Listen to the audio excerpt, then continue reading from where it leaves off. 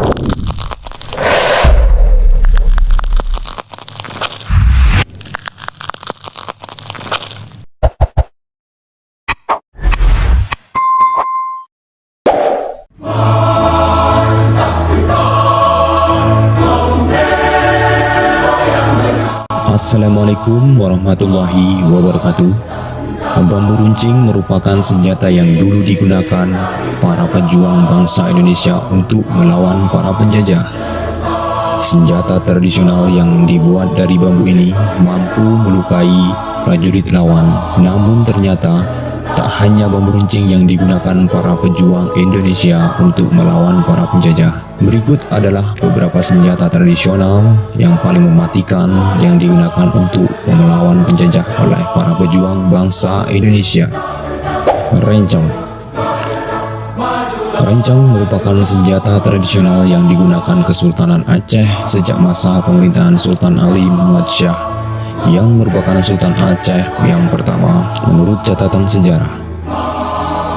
Kedudukan rencong di Kesultanan Aceh sangatlah penting. Rencong selalu diselipkan di pinggang Sultan Aceh. Selain itu, para ulai balang dan masyarakat biasa juga menggunakan rencong.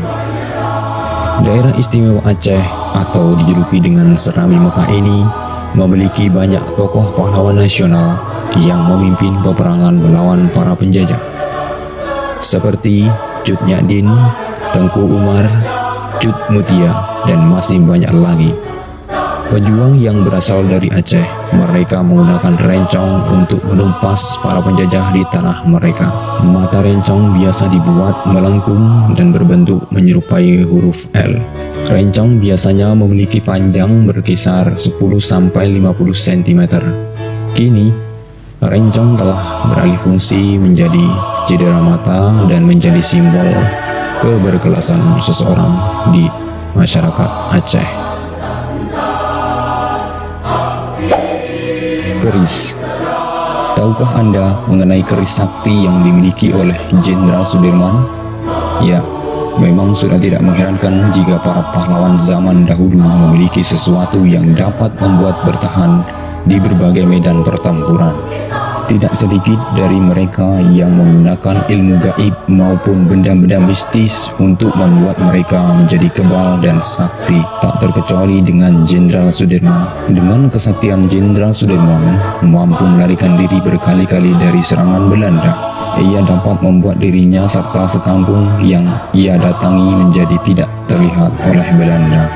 Konon katanya, senjata sakti ini selalu menemani Jenderal Sudirman ketika menghadapi delegasi Belanda. Dan dari berbagai keterangan para saksi, ternyata senjata tersebut merupakan sebuah keris yang selalu dibawa oleh Jenderal Sudirman. Beberapa bukti kesaktian keris itu antara lain adalah ketika pesawat Belanda hendak menembak sebuah desa. Saat itulah warga Nganjuk bersembunyi di balik pohon. Namun ternyata Jenderal Sudirman yang saat itu dipikir oleh warga adalah seorang kiai mengeluarkan keris dari pinggungnya dan ia meletakkan di depannya. Pria yang dikira adalah seorang kiai tersebut kemudian merapatkan tangan dan mulai kemat-kamit membaca doa. Dan ketika keris tersebut berdiri dengan ujung lancipnya menghadap langit-langit, semakin pesawat itu mendekat, maka doa yang dipanjatkan semakin nyaring. Ajaibnya, keris itu perlahan miring dan kemudian jatuh ketika bunyi pesawat menjauh dan pria tersebut ternyata adalah Jenderal Sudirman. Belanda juga selalu gagal mencari Jenderal Sudirman karena diperkirakan Jenderal Sudirman telah mengetahui terlebih dahulu jika ia hendak ditangkap oleh pasukan Belanda. Keris dan doa-doa tersebut tidak hanya sekali dua kali menyelamatkan Jenderal Sudirman. Pernah pula ketika hujan lebat turun dan membuyarkan Belanda, Jenderal Sudirman mencabut cundri yaitu sebuah keris. Beliau kemudian mengarahkan ke langit dan kemudian tiba-tiba awan hitam bergulung-gulung, petir dan angin pun datang dan mengacuhkan pengepungan Belanda.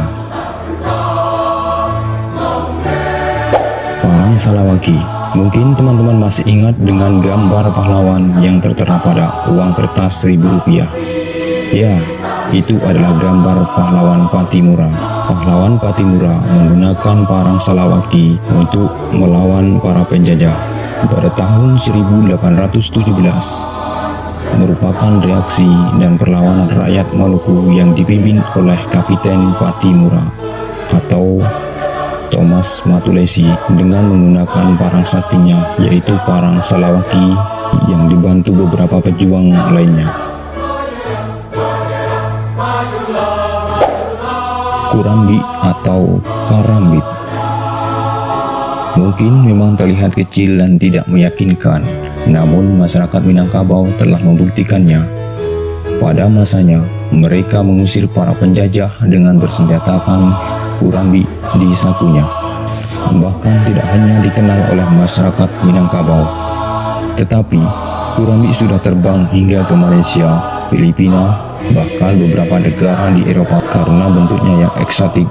Karambit merupakan senjata tradisional asal Indonesia yang dinobatkan menjadi senjata paling mematikan di dunia. Namun benda kecil ini sangat berbahaya lantaran mampu menyayat dan merobek anggota tubuh lawan. Mengerikan ya guys.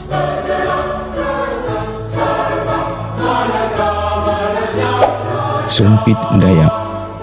Pada masa penjajahan Belanda, masyarakat suku Dayak melawan penjajahan dengan menggunakan sumpit. Sumpit ini sebenarnya mirip dengan panah. Perbedaannya adalah sumpit digunakan dengan cara meniup anak sumpit yang sudah diletakkan di dalamnya. Para penjajah begitu takut dengan sumpit sampai mereka menyebut bahwa menghadapi prajurit Dayak seperti sedang melawan hantu. Tanpa suara, para penjajah gugur tewas satu persatu akibat racun yang bereaksi dari anak sumpit. Racun ini sebenarnya berasal dari anak panah sumpit yang dioles getah pohon ipuh atau pohon iren. Sumpit bisa dibilang sederhana, terdiri dari batang atau badan sumpit itu sendiri. Dahulu dibuat dengan menggunakan kayu ulin yang berbentuk menjadi pipa berdiameter 2-3 cm dengan panjang 2 meter. Kemudian bagian tengah dilubangi sekitar 1 cm untuk anak panah sumpit, atau dalam bahasa Dayak Iban disebut lajak. Dibuat menggunakan bambu berbentuk ramping dengan ujung yang tajam. Di belakangnya berdiri semacam gabus. Sumpit menjadi senjata mematikan karena tersapat racun yang dibubuhkan pada ujung lajaknya yang menggunakan getah pohon dan ramu-ramuan tumbuh-tumbuhan atau ipuh. Ada juga yang memanfaatkan racun atau bisa dari hewan-hewan tertentu seperti ular, kalajengking, ataupun kodok hijau. Racun itu dinamakan kuyang.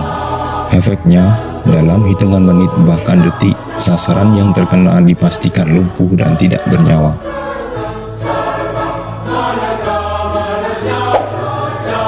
Pisau belati. Selain tombak dan busur, Papua memiliki belati sebagai senjata tradisionalnya. Tidak begitu panjang, namun ketajamannya membuat penjajah tunggang langgang. Bila kebanyakan pisau tradisional dari berbagai daerah menggunakan logam, belati dari Papua menggunakan tulang dari burung kasuari yang diruncingi bagian ujungnya, dihiasi bulu kasuari pada ujung sebaliknya. Bentuknya yang indah namun menyakitkan. Ngeri ya guys. Bambu runcing. Meskipun belum ada literasi yang jelas mengungkapkan dari mana asal mula bambu runcing, namun beberapa sumber mengatakan jika seorang ulama bernama Kiai Subeki yang juga merupakan guru besar dari pahlawan nasional Jenderal Sudirman lah yang pertama kali memperkenalkan bambu runcing untuk dijadikan senjata melawan Belanda. Konon, bambu-bambu yang telah didoakan khusus oleh Kiai Subeki yang ditulis di atas bambu menjadi salah satu alasan menangnya prajurit Indonesia. Sama halnya dengan sumpit, bangsa Belanda menganggap bambu runcing sebagai pembunuh dalam keheningan. Para penjajah mengakui bahwa mereka lebih baik ditembak dengan peluru dibandingkan dengan senjata-senjata hasil kreativitas rakyat Indonesia. Karena menurut mereka, luka peluru masih bisa diobati, berbeda dengan senjata tradisional yang bisa membunuh mereka perlahan.